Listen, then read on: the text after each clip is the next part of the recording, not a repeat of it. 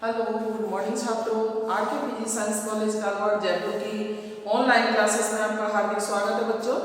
जैसा कि हमने पिछले वीडियोज में बीए फर्स्ट ईयर का प्रथम प्रश्न पत्र विषय हिंदी साहित्य और पाठ है आपका छठवां सिंगलदीप वर्णनखंड, मलिक मोहम्मद जायसी इसके कवि हैं। तो साथियों, इससे पिछले जो 5 पार्ट थे उनके मोस्ट इम्पॉर्टेंट क्वेश्चन आपको पिछले वीडियोज में करवा दिए गए हैं, जो आपको देखने को मिल जाएंगे बच्चों। इसमें जो है ना सिंगलदीप वर्णनखंड जो है ये मलिक मोहम्मद जायसी इसके कवि है। जो मलिक मोहम्मद जायसी सूफी कवि है, सूफी मतलब सूफी साधना के कवि है ये। जैसे कि आपने पिछले वीडियोज में देखा होगा, सुना होगा कि जैसे अपने सूरदास जी हैं, ये भक्ति काल के कवि हैं और कौन सी धारा से संबंधित है आपको बताया गया होगा। कौन सी धारा से संबंधित है? कृष्णाश्रयी काव्य धारा। और तुलसीदास जो है वो किससे संबंधित है? रामाश्रयी काव्य धारा से। तो उसी प्रकार से बच्चों ये जायसी है, मलिक मोहम्मद जायसी, ये भी कौन सी काव्य धारा से संबंधित है? सूफी काव्य धारा से। तो बच्चों यहाँ मलिक मोहम्मद जायसी जो है वो भक्ति काल के प्रेम भागी सूफी काव्य धारा के प्रतिनिधि कवि माने जाते हैं। जैसा कि हमने आपको बता दिया है, इसमें सिंगलदीप वर्णनखंड जो है ये किससे संबंधित है देखेंगे आप यहाँ पे। ये सूफी कवि मलिक मोहम्मद जायसी और सिंगलदीप वर्णनखंड। सिंगलदीप ये क्या है बच्चों? आपने 7 द्वीपों के नाम सुने होंगे, ठीक है। तो 7 द्वीपों में सिंगलदीप वर्णनखंड जो है, जैसे कि आपको समझा दें सिंगलदीप वर्णनखंड क्या है साथियों। इसमें जायसी के पद्मावत जो महाकाव्य है, जिसको प्रबंध काव्य भी कहा गया है, तो उसका एक अंश है क्या? सिंगलदीप वर्णनखंड। जो पद्मावत महाकाव्य है, जैसे कि यहाँ दिया हुआ है, जायसी द्वारा रचित पद्मावत महाकाव्य में सिंगलदीप वर्णनखंड है। तो ये सिंगलदीप जो वर्णनखंड है बच्चों, ये सिंगलदीप ये क्या है? पद्मावत महाकाव्य का एक अंश है, ठीक है बेटा। तो पद्मावत महाकाव्य का एक अंश होने के कारण ये महाकाव्य भी है और प्रबंध काव्य भी है। तो आप देखेंगे, जैसा कि आपको क्वेश्चन से अवगत करवा दें, इसमें जो क्वेश्चन है वो क्या है? प्रश्न आपका पहले प्रश्न में आप देखेंगे मलिक मोहम्मद जायसी के सिंगलदीप वर्णनखंड में वर्णनात्मकता है स्पष्ट कीजिए। वर्णनात्मकता है स्पष्ट कीजिए। तो बच्चों आपको ले चलते सबसे पहले आपको ये बता दें कि आखिर ये सिंगलदीप वर्णनखंड है क्या। 7 द्वीपों का नाम आपने सुना होगा। अभी हम जब अध्ययन करवाएंगे तो आपको सभी 7 द्वीपों के बारे में बताया जाएगा। और उन्हीं 7 द्वीपों में सिंगलदीप नाम का जो द्वीप है, तो उसमें जो है ना सभी द्वीपों से अलग हटकर बहुत विशेष द्वीप है ये। ऐसा द्वीप अभी तक कोई सा भी दूसरा नहीं है। ये द्वीप सभी द्वीपों में अद्वितीय है। तो बच्चों आप देखेंगे, अभी हम आपको अनुस्वर में सामान्य परिचय पे ले चलते हैं। तो सामान्य परिचय में हम बताएंगे आपको एक एक चीज को क्लियर करके। जैसा कि यहाँ पद्मावत ये क्या है? पद्मावत महाकाव्य है, लेकिन यहाँ जो है पद्मावत में जो कथा है वो किसकी है? राजा रत्नसेन और रानी पद्मावती की। तो जैसा कि आपने पहले कभी सुना होगा कहानियों के द्वारा या किसी माध्यम से, अगर नहीं सुना है तो आपको अवगत करा देते हैं। देखेंगे बहुत ही सुंदर कहानी है इनकी। तो आप देखेंगे आगे इसमें सामान्य परिचय में बच्चों सिंगलदीप वर्णनखंड जो है वो बहुत ही अभूतपूर्व वर्णन है। इसमें मलिक मोहम्मद जायसी ने पद्मावत महाकाव्य का एक अंश जो कि सिंगलदीप के नाम से है, और उनकी कई एक इसमें रचनाएं भी हैं। जैसे कि इन्होंने जो मुख्य रचनाएं की हैं, जैसे पद्मावत है, आखिरी कलाम है और अखरावट है। ग्रंथों में से, इन सभी ग्रंथों में से पद्मावत जिसको हम आपको अध्ययन करवा रहे हैं, ये पद्मावत नाम से जो है ये सबसे प्रमुख है। इन सभी रचनाओं में सबसे प्रमुख माना गया है इसको। पद्मावत प्रबंध काव्य एवं महाकाव्य है जो कि राजा रत्नसेन और पद्मावती की प्रसिद्ध लोक गाथा पर आधारित है साथियों, और उसके द्वारा अलौकिक प्रेम की व्यंजना की गई है। जैसे कि आपने प्रेम भी सुना होगा, लौकिक और अलौकिक। लौकिक का मतलब होता है सांसारिक प्रेम और अलौकिक का मतलब होता है दैवीय प्रेम। तो बच्चों यहाँ लौकिक प्रेम की बात कही गई है, रानी पद्मावती के द्वारा यहाँ लौकिक प्रेम का वर्णन किया गया है, उन्हीं के माध्यम से यहाँ समझाया गया है। तो आप देखेंगे अलौकिक, इस लौकिक प्रेम को अलौकिक प्रेम में परिवर्तित करके इसकी व्यंजना की गई है। साथ ही पद्मावत में जो कथा वस्तु है वह खंडों में विभक्त है, कोई अध्याय या वो अंग नहीं है, उसके क्या है खंड। तो कथा वस्तु जो है वो खंडों में विभक्त है, और खंडों के नाम जो दिए हैं कवि ने वो जैसे वस्तु वर्णनों के आधार पर, घटनाओं के आधार पर रखे गए हैं इसके नाम खंडों के। और इसमें पद्मावत में बच्चों 58 यानी जैसे कि आपको बता दें 58 खंडों में जो कुछ प्रस्तुत किया गया है वह अद्भुत और विलक्षण है, क्योंकि और अलौकिक भी है। साथियों सिंगल द्वीप को अति मानसी दुनिया के रूप में अभूतपूर्व प्रस्तुत किया गया है। जैसा कि पहले सभी द्वीपों में श्रेष्ठ द्वीप कौन सा है, प्रमुख द्वीप कौन सा है, सिंगल द्वीप। तो ऐसे द्वीप के बारे में ना तो पहले कभी किसी ने सोचा होगा, ना जाना होगा, ना देखा होगा। तो बच्चों हम उसी का वर्णन करते हैं और आपको ले चलते हैं आगे। अभी सामान्य परिचय से अवगत करा दिया, अब हम ले चलते हैं कवि की प्रमुख रचनाएं। कवि की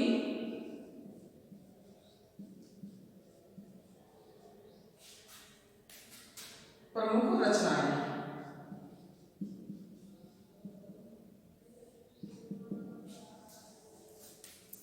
तो बच्चों प्रमुख रचनाओं में आप देखेंगे कि किस प्रकार से इन्होंने,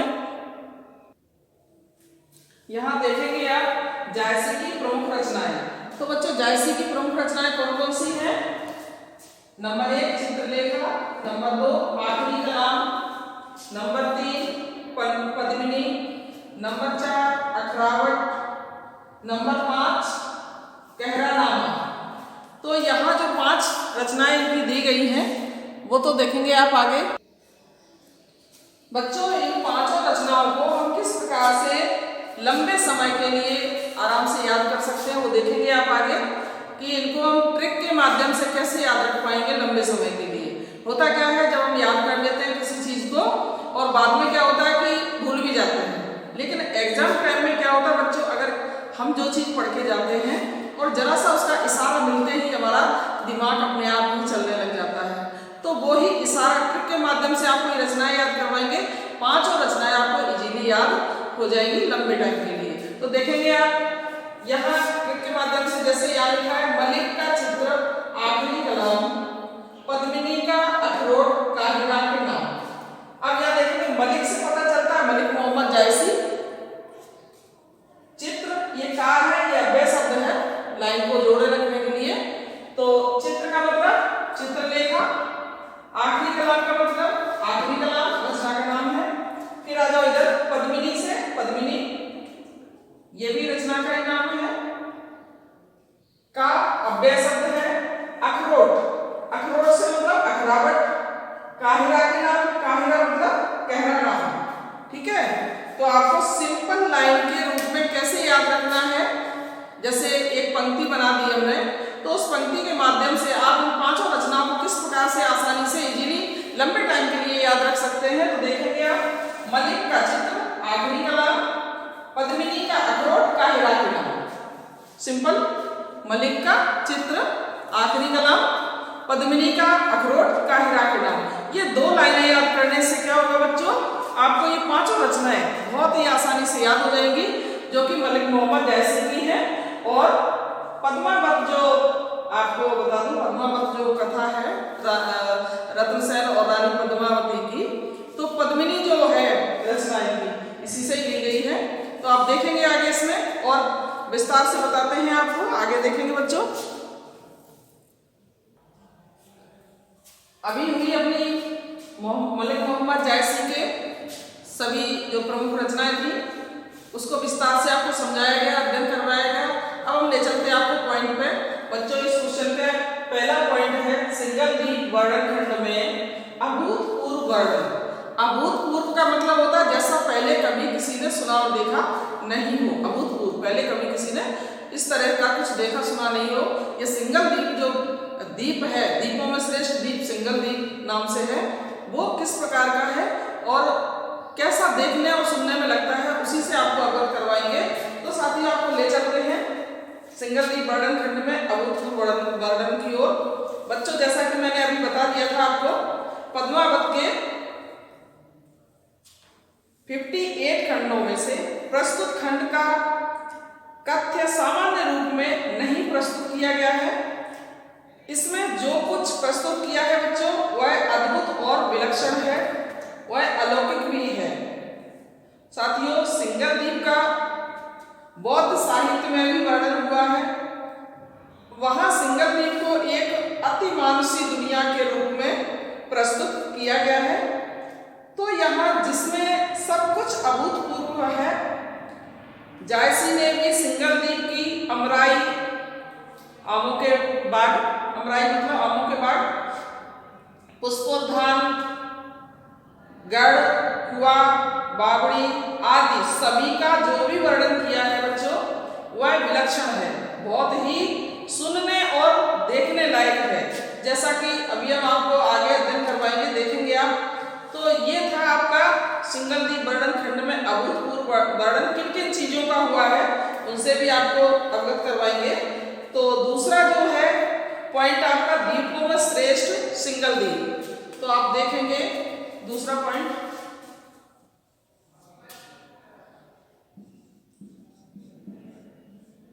दीपों में श्रेष्ठ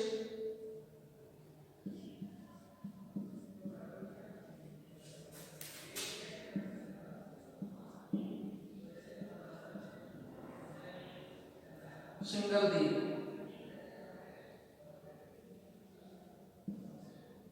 ये सिंगल दीप जो है ना सभी दीपों में श्रेष्ठ बताया गया है बच्चों। दूसरे पॉइंट पे ले चलते हैं, दीपों में से श्रेष्ठ सिंगल दीप। तो इसमें जो है ना आप देखेंगे एक दोहे के माध्यम से, एक लाइन के माध्यम से क्या कवि कहना चाह रहा है। जायसी ने सिंगल दीप को सातों दीपों से अधिक सुंदर बताया है, सबसे श्रेष्ठ बताया है। तो इसमें एक लाइन दी है बच्चों, आप सुनेंगे और समझेंगे। जैसे कि सात दीप बरने सब लोगों, एक दीप ना ओहि सर जोगू। यानी वर्णन ऐसा आता है कि सात दीप बरने सब लोगों, इन सभी लोग सातों दीपों का वर्णन करते हैं, लेकिन यही सर जोगना, इसमें जो लाइन दी है एक दीप ना अहिसर जोगू, एक दीप यानी एक भी दीप इसके समान नहीं है। इसके समान सिंगल दीप के समान एक भी दीप नहीं है। सातों दीपों का वर्णन बहुत कवियों ने किया है, कई कथा कहानियों में भी सुना गया है, लेकिन ये सिंगल दीप का जो वर्णन है और जो सिंगल दीप है वो इतना श्रेष्ठ है, इतना अपने आप में अनुपम और पवित्र अभूतपूर्व है कि इसको कभी भी ना तो किसी ने सुना है, ना देखा है, ना समझा है। तो साथियों इस सिंगल दीप की जो विशेषता है वो बताएंगे आपको अभी कि सिंगल दीप वर्णन को क्यों श्रेष्ठ बताया गया है। कवि ने जैसे कुछ दीपों का यह वर्णन किया है, दिया दीप, सरन दीप, जम्बू दीप, लंका दीप आदि का उल्लेख करके यही स्पष्ट किया है कि इनमें से कोई भी दीप सिंगल दीप के समान नहीं है। सातों दीपों में सबसे सुंदर, सबसे श्रेष्ठ कौन सा दीप है? सिंगल दीप। तो यहाँ दो लाइनों के माध्यम से कवि क्या कहना चाह रहा है देखेंगे आप बच्चों। सब संसार प्रथमे आए सातों दीप, एक दीप नहीं उत्तम सिंगल दीप सभी। सब संसार प्रथमे, संसार में सबसे पहले, प्रथमे मतलब सबसे पहले, पूरे संसार में सबसे पहले आए सातों दीप। सातों दीप सबसे पहले आए हैं इस संसार के अंदर। लेकिन एक और दीप ना यहाँ दिए बनती, एक दीप नहीं उत्तम सिंगल दीप समीप। एक भी दीप उत्तम नहीं माना गया है सिंगल दीप समीप, यानी सिंगल दीप के समान बिल्कुल थोड़ा सा भी किसी भी दीप को श्रेष्ठ नहीं माना गया है। सातों द्वीपों का यहाँ सातों द्वीप जब संसार की रचना कभी हुई होगी तो सातों द्वीप सबसे पहले यहाँ पर संसार में आए हैं, लेकिन उन सातों द्वीपों में सबसे श्रेष्ठ द्वीप किसको बताया गया है? सिंगल द्वीप को, क्योंकि ये बहुत ही विलक्षण और अभूतपूर्व है, अद्वितीय है। ऐसा द्वीप कभी किसी ने न सुना है न देखा है। बच्चों बहुत ही सुंदर इसमें वर्णन किया गया है, देखेंगे आप तो आपको ले चलते हैं तीसरे पॉइंट पर। सभी राजाओं में श्रेष्ठ गंधर्वसेन राजा।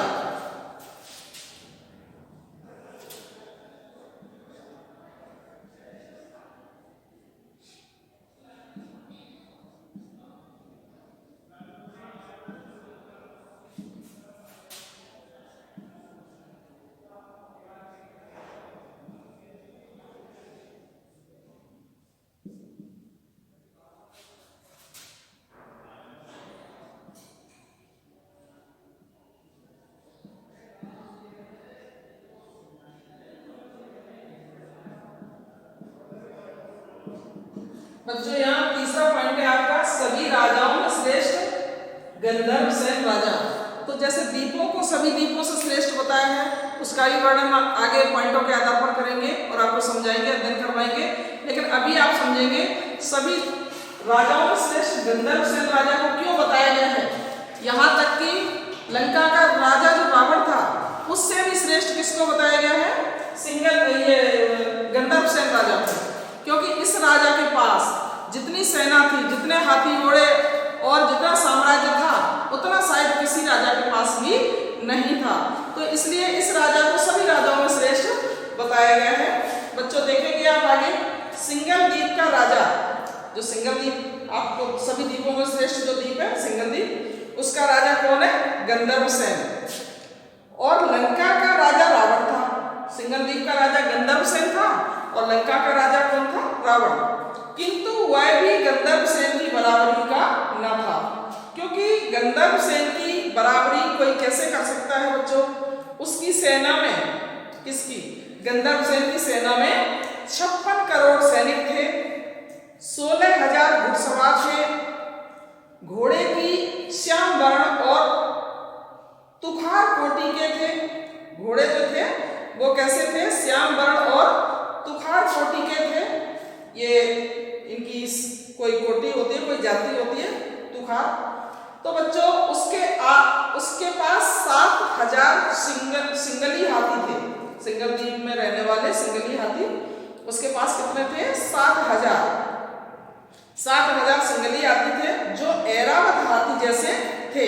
ऐरावत हाथी का नाम आपने सुना होगा बच्चों, जैसा कि इंद्र देवता जो है उनके हाथी को ऐरावत नाम दिया गया है। तो इंद्रदेव का जो हाथी है वो कौन सा हाथी है? ऐरावत हाथी। तो उस ऐरावत हाथी के समान ही वो 7,000 हाथियों को बताया गया है जो सिंगली हाथी हैं। तो आप देखेंगे इनको और क्या क्या है उसके पास। साथियों वह राजा राजाओं में इंद्र जैसा था। कौन सा? गंधर्वसेन राजा। तो बच्चों उसका भय चारों खंडों में व्याप्त था। सभी राजा सभी देश उससे डरते थे और सभी राजा आकर उससे सिर झुकाते थे। यानी उसका इतना पूरे चारों खंडों में उसका इतनी प्रसिद्धि थी, इतना डर था, उस राजा का भय था कि सभी देशों के राजा विनम्रता से सिर झुका के उसके सामने खड़े रहते थे। किसी की इतनी हिम्मत नहीं होती थी कि उसके सामने सिर ऊंचा भी कर सके। ऐसा वो राजा था कौन? गंधर्वसेन। ये रावण भी उस गंधर्वसेन के आगे कुछ भी नहीं था। तो इन सभी राजाओं से श्रेष्ठ किसको बताया गया है? गंधर्वसेन राजा को। साथियों अब हम ले चलते हैं आपको चौथे पॉइंट पर, सिंगल द्वीप की अद्भुत अमराइयां। अब आप देखेंगे इसका वर्णन आगे।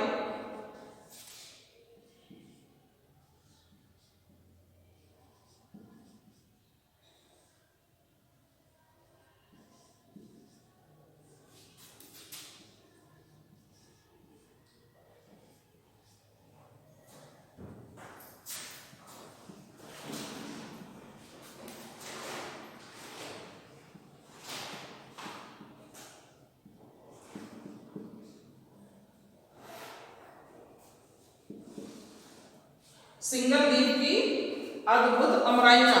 तो बच्चे अमराइयाँ किसको कहा गया है? आमों के जो बाग थे उनको। और साथियों वहाँ के बाग, आप सोचेंगे कि ये क्या है, वहाँ के बाग 12 मासी थे, यानी 12 मास 12 महीनों तक उनमें फल और फूल आते थे। आपने ऐसा दृश्य कभी न देखा होगा न सुना होगा। आप देखेंगे इनकी क्या क्या विशेषताएं हैं, आगे आपको बताते हैं, ले चलते हैं। तो साथियों सिंगल द्वीप में जो बाग थे वे बहुत घने थे, बहुत ज्यादा घने थे, यानी इतने घने थे जैसे कि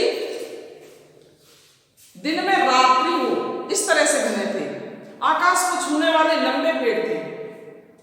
जब आकाश को छूने वाले और बहुत ज्यादा घने बाग होंगे तो साथियों सूर्य की रोशनी उसके नीचे नहीं जाएगी, ये हम समझ सकते हैं।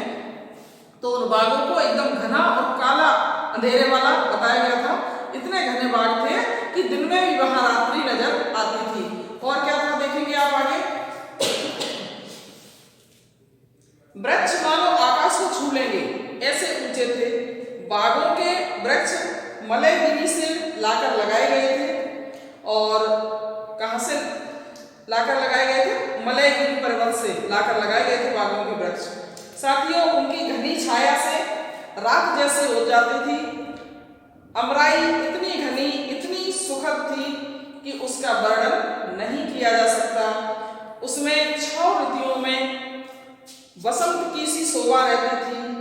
वसंत ऋतु जब अपने आप एक मौसम में आती है, वहां 6 ऋतुओं में वसंत जैसी शोभा हुआ करती थी। और बागों में कटहल, खजूर, लवंग यानी लौंग, खिरनी, सुपारी, जामुन आदि कितने ही प्रकार के फल लगते थे उन बागों में। जो भी फलों को चख लेता है बच्चों, उसे फिर से उन्हें प्राप्त करने का लोभ होता है, यानी वापस वो फलों को खाना चाहता है। जो भी एक बार उस फल को चख लेता है, वापस वो लालायित होता है कि उसे दोबारा वो फल खाने को मिले। तो बच्चों इतना ही नहीं, बागों में कोयल, पपीहा, हारिन, मोर आदि बहुत प्रकार के पक्षी कोलाहल क्रीड़ा करते हैं। और वे सब अपनी अपनी भाषा में ईश्वर का नाम लेते हैं। अब आप देखेंगे अपनी अपनी भाषा में ईश्वर का नाम लेते हैं, तो उनके लिए 2 लाइनें क्या बताई हैं कवि ने, देखेंगे आप। जावत पंखी जगत के बैठे भरे अमराऊ, आपनी आपनी भाषा ले दई कर नाऊ। यानी जावत पंखी जगत के जितने भी संसार के पक्षी हैं बैठे भरे अमराऊ, उन अमराइयों में छुपे बैठे रहते थे। जितने पक्षी संसार के हैं, सुंदर सुंदर पक्षी वहां अमराइयों में छुपे बैठे रहते थे, घनी अमराइयों में। और आपनी आपनी भाषा ले, अपनी अपनी भाषा में, जो जैसा पक्षी है वो अपनी भाषा में दई कर नाऊ, यानी अपनी अपनी भाषा में ईश्वर का नाम लेते रहते थे। तो साथियों पग पग पर, तो सिंगल द्वीप में क्या था? पग पग पर कुएं, बावड़ियां थी और जगह जगह कुंड हैं। कुएं और बावड़ियां और कुंड जगह जगह बने हुए हैं। उनके नाम तीर्थों के नाम पर हैं। किसके? बावड़ियों के, कुओं के और कुंडों के जो नाम है बच्चों, वो किसके नाम पर हैं? तीर्थों के नाम पर। तीर्थ स्थल होते हैं उनके नाम पर। तो साथियों उनके पास मठ, मंडप सुशोभित हैं और वहीं राम भक्त, सन्यासी, ब्रह्मचारी आदि आश्रमों पर विराजमान रहकर जप तप करते हैं। तो साथियों ऐसा सिंगल द्वीप जो कभी किसी ने, बहुत ही विलक्षण है, कभी ना किसी ने देखा है ना सुना है।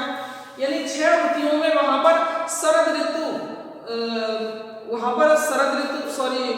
ये जो बसंत ऋतु छाई रहती है और सभी प्रकार के फल सभी ऋतुओं में लगते हैं। तो बच्चों वहाँ के फल, वहाँ के पक्षी, वहाँ की घनी अमराइयाँ, वहाँ के लंबे लंबे पेड़ इतने शोभायमान, इतने सुंदर थे कि जो भी व्यक्ति एक बार वहाँ जाता उसका वापस कभी आने का मन नहीं करता। वहाँ जैसा सुखद वातावरण कहीं, जैसे कहा जाए धरती पर अगर स्वर्ग है तो सिंगल द्वीप चले जाओ। तो साथियों इतना सुंदर दृश्य कौन छोड़ना चाहेगा। जितने ऋषि मुनि तपस्वी थे, वहां जाके जप तप करने वाले जितने भी साधु सन्यासी, राजा महाराजा थे, वहां जाके जप तप किया करते थे। क्योंकि वहां की वायु जो थी बच्चों, वो इतनी सुगंधित और इतनी सुखदायी थी की वायु कि जैसे ही उधर कोई भी व्यक्ति जाता तो उसकी सुखद वायु को अनुभव करता और उस सुगंधित और सुखद वायु के माध्यम से वो अपने आप में सुख की अनुभूति करता। साथियों, ऐसा सुख जो न बताने योग्य होता है न वर्णन करने योग्य होता है। ऐसा अद्भुत और विलक्षण अद्वितीय जो था वो क्या था? सिंगल द्वीप। तो सिंगल द्वीप सभी द्वीपों में श्रेष्ठ इसीलिए बताया गया है क्योंकि सिंगल द्वीप सभी द्वीपों से अद्भुत है, विलक्षण है। इसकी शोभा का वर्णन किया नहीं जा सकता। तो आप देखेंगे आगे, ले चलते हैं आपको 5वें पॉइंट पर। बच्चों, 5वां पॉइंट है आपका समुद्र जैसा मानसरोवर। वहां का जो मानसरोवर है वो भी समुद्र जैसा है। 5वां पॉइंट है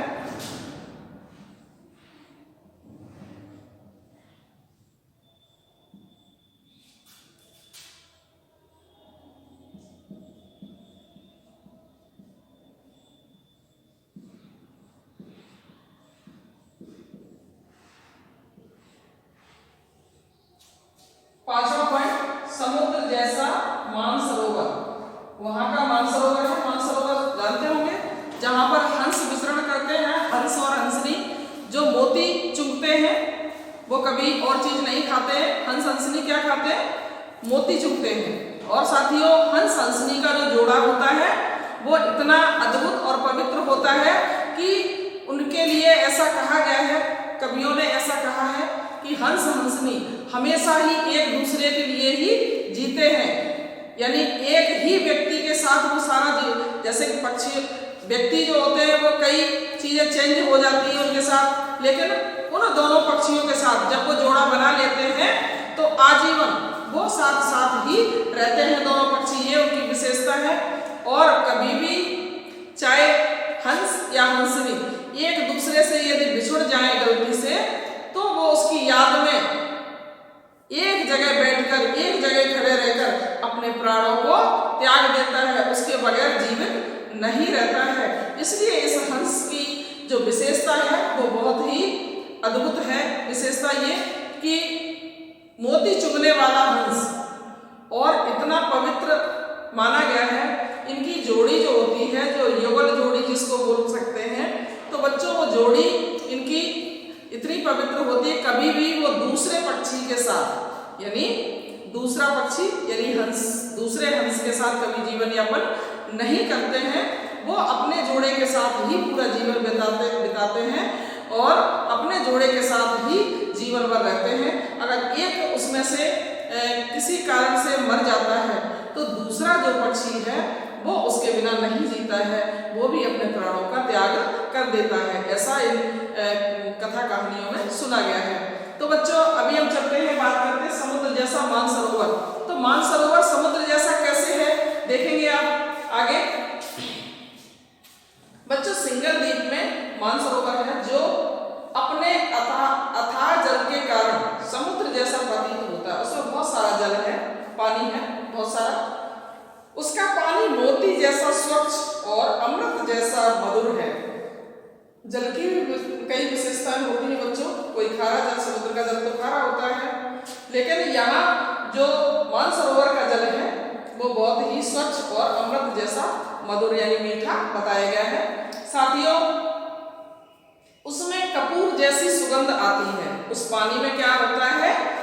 कपूर जैसी सुगंध आती है। उसके घाट लंका द्वीप से मंगवाई गई शिलाओं से बने हुए हैं। उसके घाट यानी किनारे जो बने हुए हैं, घाट बने हुए हैं, वो किससे बने हुए हैं? लंका द्वीप से मंगवाई गई शिलाओं, पत्थर जो होते हैं ना, लंका द्वीप से शिलाएं लाके उनके घाट बनाए गए हैं। और उस सरोवर में सहस्रदल कमल खिला है। सहस्रदल यानी 100 फूलों का, 100 कमलों का समूह जो है वो कहाँ खिला है? सरोवर में। तो साथियों, उस सरोवर में सहस्रदल कमल खिला हुआ है और उस सरोवर की सीपियों के मोती जल में नीचे जमा रहते हैं। सीपियों से जो मोती निकलते हैं वो जल पानी के नीचे जमा हो जाते हैं और हंस उन मोतियों को चुगते और क्रीड़ा करते रहते हैं। साथियों, उसके अथाह जल को देखकर ऐसा लगता है जैसे क्षीर सागर ही सरोवर के रूप में प्रकट हो गया हो। क्षीर सागर जहां विष्णु भगवान वास करते थे, उस क्षीर सागर की बात हो रही है। उस मानसरोवर को देख के बच्चों ऐसा लगता था जैसे क्षीर सागर ही मानसरोवर के रूप में प्रकट हो गया हो।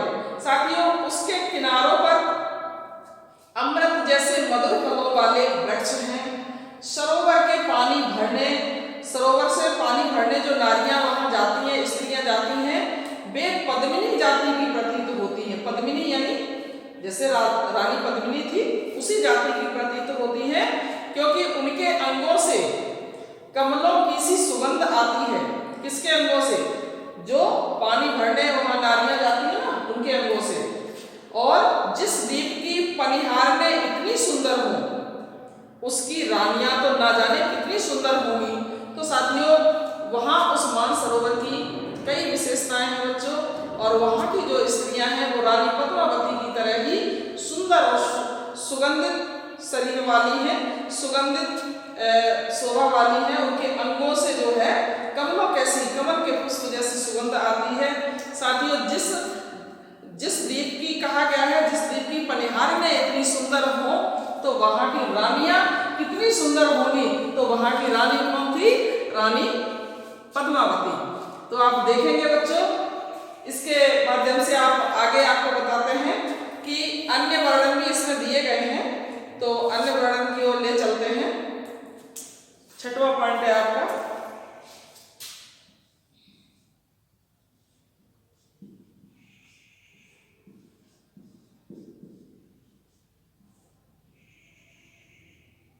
छठवां पॉइंट, अन्य वर्णन। और किस किस चीज का वर्णन इसमें सिंगलद्वीप के माध्यम से हुआ है देखेंगे आप।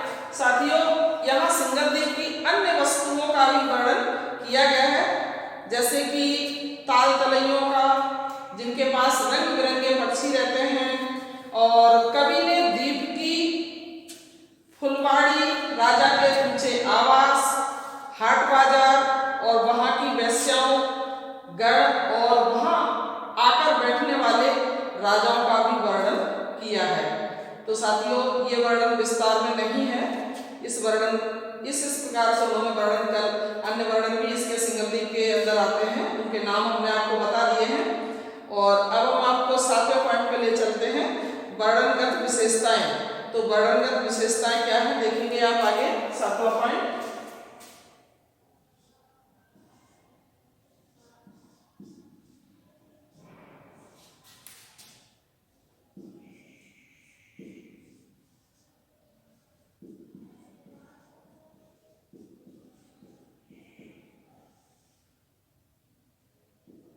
वर्णनगत विशेषताएं।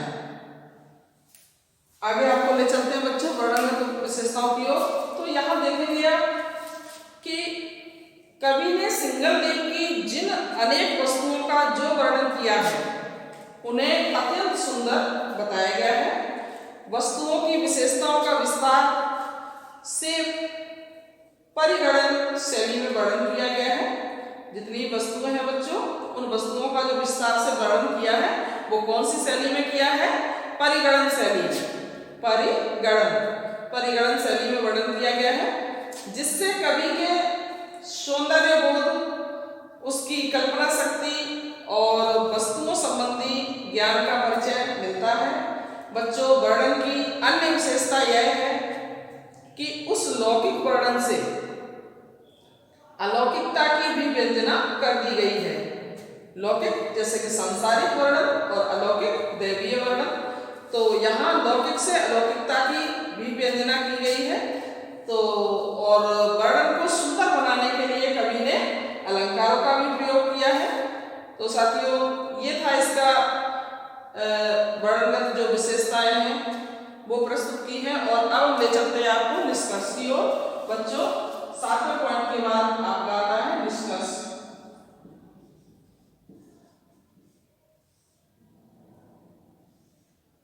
निष्कर्ष में देखेंगे बच्चों कि निष्कर्ष तौर पर हम कह सकते हैं कि सिंगलद्वीप वर्णन खंड में अनेक वस्तुओं का वर्णन किया गया है। कवि ने वस्तु परिगणनात्मक शैली में अपनाई है और सारा वर्णन अवधि भाषा और चौपाई दोहा छंदों में प्रस्तुत किया गया है। बच्चों, वर्णन में प्रतीकों, अति प्राकृत तत्वों, यौगिक क्रियाओं, कथानक, रूढ़ियों का प्रयोग, कथानक और रूढ़ियों का उपयोग भी किया गया है और वह खंड फंतासी प्रतीत होता है। साथियों, प्रस्तुत खंड का वर्णन जो है वो पद्मावत की कथा का अंग बनकर उसे सुगठित बनाता है। तो यहाँ मुख्य चीज क्या हुई, एक तो सिंगलदीप वर्णन और दूसरा पद्मावत की कथा। तो पद्मावत की कथा उसका सिंगलदीप का एक अंग बनकर उभरती है और उस अंगों का वर्णन आपको दूसरे क्वेश्चन में समझने को मिलेगा, अध्ययन करने को मिलेगा। तो साथियों, ये प्रश्न जो है आपका सिंगलदीप वर्णन खंड, सिंगलदीप का आपने अध्ययन किया, आपको बहुत ही अच्छा लगा होगा क्योंकि सिंगलदीप जैसा कोई द्वीप नहीं है, वो सभी में अद्भुत, विलक्षण और श्रेष्ठ है। तो यहाँ आपका ये क्वेश्चन कंप्लीट होता है और अब हम ले चलते हैं आपको दूसरे क्वेश्चन की ओर बच्चों।